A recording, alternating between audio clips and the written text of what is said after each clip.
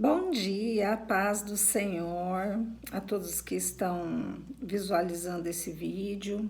Fique aí comigo, acompanhe até o final e seja abençoado. Amém? Hoje é domingo, dia 17, né, de maio, e nós estamos ainda confinados nas nossas casas, né? Mas aproveite a sua família, aproveite para cozinhar, para fazer aquela receita, né? E temos que aproveitar. Faça de todos os momentos oportunidades.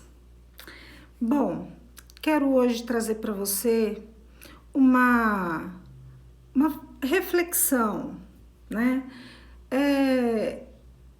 Nós temos vivido tempos onde é legal, a gente abre aí o Facebook, o Instagram e a gente vê pessoal, né, postando só as atividades, né, as festas, as comemorações, as maquiagens, né, os vídeos de beleza. Mas, queridos, nós vivemos hoje num mundo em que as situações são maquiadas, as pessoas vivem maquiadas e dificilmente nós olhamos e vemos como realmente é a pessoa, como realmente é a alma, o espírito das pessoas. Nós temos uma alma, um espírito, nós vivemos dentro de um corpo. E olhando para esse lado, nós vemos a aparência das pessoas, né? E a aparência é algo tão superficial, né? Quantas vezes a gente já ouviu falar de alguém, né, que outra pessoa veio comentar sobre aquela pessoa e quando você teve de fato a oportunidade de conhecer a pessoa a qual foi comentada, aí você fala, puxa, mas não é, essa pessoa não é assim como me falaram, né? E, poxa, eu gostei de conhecer, eu vi que essa pessoa... Enfim, aí você vê que realmente quando você conhece, quando você está perto, você vê que não era como foi comentado, né? Acontece muito isso, infelizmente, mas que nós venhamos, né, com o passar dos anos, adquirir essa sabedoria de, bom, ouvir a gente ouve, mas aparta de nós, vamos apartar os julgamentos, né? Porque Deus é que conhece o nosso coração. Ele realmente sabe a verdade sobre nós. E nesse dia, eu quero te dizer que aquele que realmente te olha e te vê é Deus, que te conhece. A palavra de Deus em Salmos diz que Deus é aquele que esquadrinha os nossos rins. Ele conhece o que vai lá dentro do nosso coração. Diz assim ainda em Salmos que ainda que a palavra venha à nossa boca, ele já sabe. Ele já sabe. Então, assim, Deus realmente conhece a mim e a você. Não se preocupe com os comentários, com o que as pessoas falam. Viva a sua vida de maneira que Deus se agrade de você, né? Porque nós vemos tantos comentários por aí que, nem Jesus agradou todo mundo, realmente, né? Muitos não foram realmente agradados por Cristo, mas nós também, conosco também não será diferente, ok? Amém. E eu quero trazer para você uma palavra aqui no livro de 2 Samuel, capítulo 13, fala de uma moça. A história dessa moça é emocionante, nos emociona, me emociona muito, porque quando nós mulheres nos colocamos no lugar da outra, nós vemos as coisas por por outro ângulo, né? De outra perspectiva. E aqui em 2 Samuel fala, capítulo 13, se você tiver uma Bíblia, abre aí e acompanha a leitura desse versículo, do primeiro versículo. Eu não vou ler muito, mas vamos, né, devagarzinho a gente vai conversando aqui e entendendo essa passagem.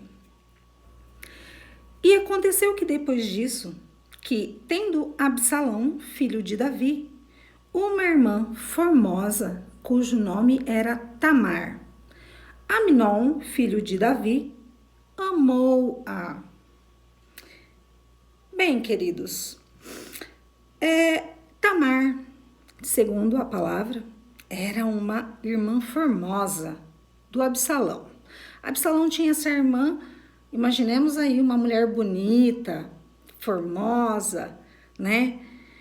As mulheres usavam aquelas vestes, né? Na época, acredito que os seus rostos, né, ficavam mais expostos, não é como os dias de hoje.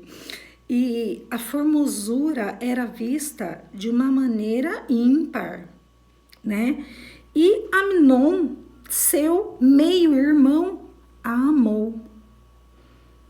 Tamar era irmã de Absalão, filhos de Davi. Amnon, filho de Davi, com outra mulher, né?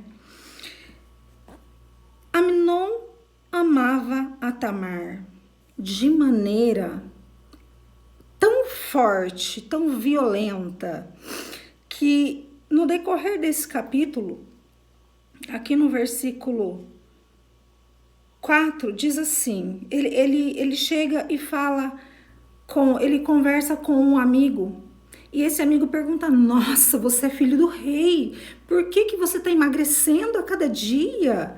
Você deveria comer as melhores coisas, as melhores comidas, e você emagrece. Isso está errado, o que está acontecendo com você? Abre o jogo comigo. Amnon contou o que estava acontecendo. Amnon estava apaixonado, desesperadamente, pela sua meia-irmã. Irmãos, queridos e queridas, essa situação na família do rei Davi era em decorrência aos pecados de Davi, como nós conhecemos, sabemos, né, da história de Davi. Se você não conhece, leia a Bíblia.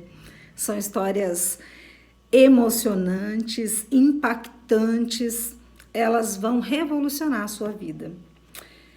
E nessa história de Davi, por tudo aquilo que ele fez, né, pelo adultério, pelo homicídio, por seus pecados, houve uma profecia sobre a vida dele, que da casa dele não se apartaria a violência, a espada, coisas terríveis iriam acontecer dentro da sua casa por motivos dos seus pecados. E este é um item, né, um dos tantos que aconteceram a Davi. Davi teve a sua filha e essa situação com o seu filho debaixo do seu teto, né? Bom, no decorrer aqui, Amnon, então depois em conversa com esse amigo, eles ajeitam uma situação na qual o rei entra para visitá-lo, porque ele estava doente, ele se fingiu de doente para que seu pai, o rei Davi, fosse visitá-lo. Nessa visita, ele pediu para que seu pai mandasse vir ali em visita na sua casa a sua irmã Tamar, aquela que ele amava loucamente. Pai, manda Tamar vir aqui trazer para mim um bolo daquele que ela faz. E Davi acatou ali aquele pedido do filho. Então ordenou para que Tamar viesse e servisse o irmão.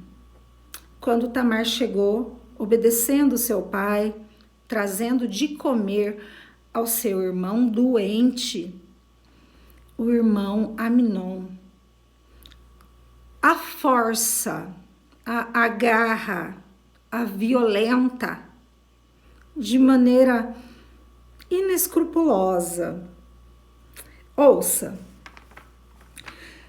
Chegando para que comesse, pegou dela e disse-lhe: Vem, deita-te comigo, irmã minha. Porém, ela lhe disse: Não, irmão meu, não me forces, porque não se faz assim em Israel. Não faças tal loucura. Para onde iria eu com a minha vergonha? Ela era uma jovem virgem. E ele a agarrou, a violentou, a estuprou contra a sua vontade, claro. E ela disse aqui, não se faz assim em Israel. A gente não tem esse costume. O incesto é um pecado diante de Deus, isso é abominável. E nesse momento, ela foi violada, foi forçada. Ele era mais forte que ela. Eles eram guerreiros, né? Eles tinham treinamentos. Filhos de rei. Ela, uma moça tão pura, alegre, feliz. E depois desse momento, dessa situação, o que acontece? Ele olha para ela e tem um desprezo tão grande contra a vida dela, que a palavra diz assim aqui: depois desse ato, Amnon a aborreceu com grandíssimo aborrecimento, porque era maior o aborrecimento com que a aborrecia do que o amor com que a amara. Depois do leite derramado, foi complicado para ele olhar para ela e encarar aquela situação com a sua própria irmã. Meia irmã, mas própria irmã. Ainda no decorrer aqui diz assim: ela trazia uma roupa de muitas cores, porque assim se vestiam as filhas virgens dos reis, com capas. Ela vestia uma capa colorida. Aquilo transparecia a vida alegre que ela tinha, né? Uma moça virgem que se diferenciava das casadas, né? E imagina o sonho de Tamar, filha de rei, não era qualquer rei, era o rei Davi, filha do rei Davi. Ela sonhava com aquele casamento, com aquela festa, em se casar com um homem honrado, à sua altura, né? Uma princesa. E de repente, ela vê os seus sonhos desmoronando, indo tudo água abaixo, envergonhada. A Bíblia diz que ela colocou a mão em sua cabeça e saiu chorando, com cinzas sobre si. Tão grande, tamanha era a tristeza dessa moça. Imagina a amargura que a envolveu, a tristeza, o sentimento, o nojo de si.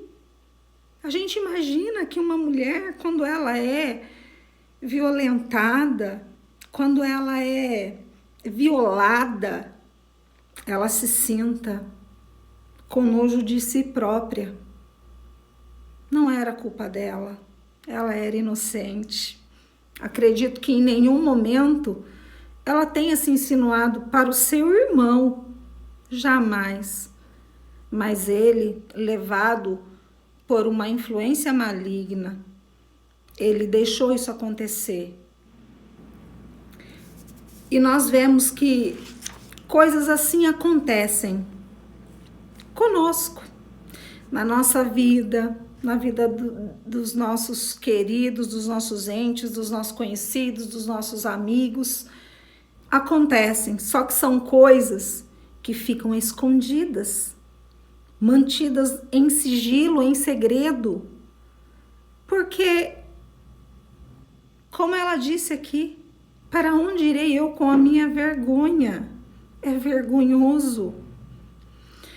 E uma pessoa que ela passa pelo que Tamar passou, ela se sente suja, ela se sente de uma maneira que ela não consegue contar, desabafar com ninguém. Tamanha é a sua vergonha. Tamar teve seus sonhos arrebatados, desmoronados, desbaratados de uma maneira que talvez ela tenha preferido a morte do que viver uma situação como essa. Foi o que aconteceu. Talvez você se sinta assim, talvez você tenha sido em algum dia surpreendido por alguém, por uma atitude de alguém, por palavras de alguém que tenham te ferido, te violado, te machucado. Talvez essas atitudes tenham arrebatado de você os seus sonhos, levado embora. Talvez você esteja passando por situações as quais não consegue se abrir com ninguém. Pela situação constrangedora, vexatória, da qual você foi colocado. Isso não foi culpa sua. Isso não foi culpa sua. E eu quero que você olhe para dentro de si e se perdoe. Se perdoe. Nós temos que nos perdoar. Há muitas situações nas nossas vidas as quais não temos culpa alguma, mas acabamos atribuindo a culpa a nós mesmos. Um fardo, meu querido, minha querida, que nós carregamos, que não é nosso. Esse fardo não é teu. Arranca esse peso dos teus ombros, se liberta desse passado, se liberta dessa raiva, desse rancor, porque às vezes até guardamos rancor de alguém que nos tenha ferido, e isso nos persegue pelas nossas vidas. Isso precisa de tratamento. E esse tratamento, ele vem nas nossas vidas através de Jesus Cristo. O nosso Jesus, que fez tão grande ato de amor pela nossa vida, ele tem a cura para a sua alma. Ele cura o nosso interior, o nosso coração, os nossos pensamentos. Nós precisamos ser curados, restaurados, nós precisamos ter as nossas mentes sãs. E Jesus pode fazer isso. A palavra lá em 2 Coríntios 5,17 diz assim: assim que se alguém está em Cristo, nova criatura é. As coisas velhas já passaram, eis que tudo se fez novo. Ele renova todas as coisas. Ele faz novo todas as coisas. Se você precisa de um novo amanhecer, um novo amanhã, eu não estou dizendo do dia de amanhã, eu estou dizendo de um novo você, um novo eu. Eu preciso disso. Deixa Jesus entrar na sua vida. Peça para que ele te cure, para que ele te ensine a perdoar, a se libertar dessas coisas passadas. O que passou já ficou para trás. Você precisa se levantar da onde você caiu, da onde você estava postado. Se levantar, se reerguer, se reestruturar. Jesus tem essa força que você precisa. Você precisa se levantar.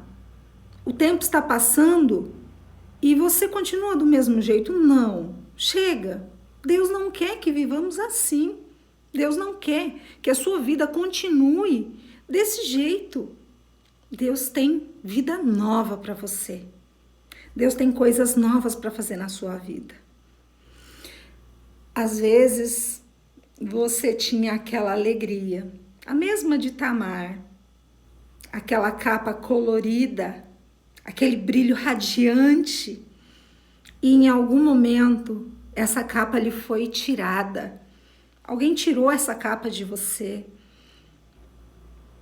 Mas Jesus, aquele que te cobre com sangue carmesim, aquele sangue que cura, ele te devolve a sua capa.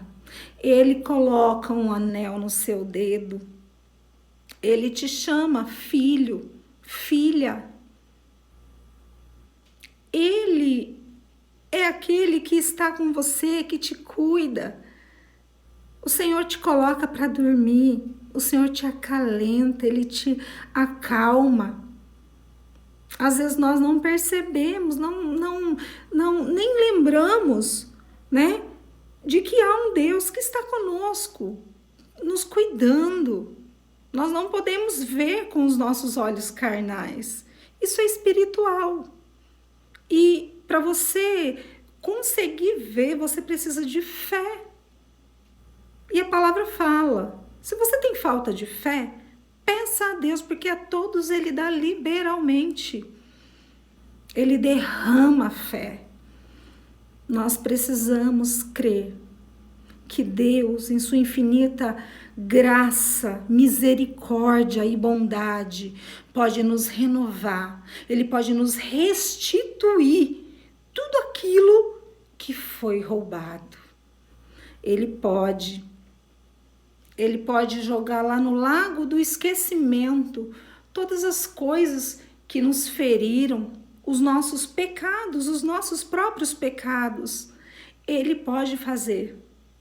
Basta você se colocar diante dele, orar, buscar. Em Isaías diz que nós devemos buscar a Deus enquanto podemos achá-lo, invocar a Ele enquanto Ele está perto. As suas mãos não estão encolhidas para que não possa salvar e os seus ouvidos não estão agravados para não poder nos ouvir. Ele vai te ouvir. Um coração sincero, contrito, Ele não desprezará. Ele está aí com você. Vamos orar, meu querido.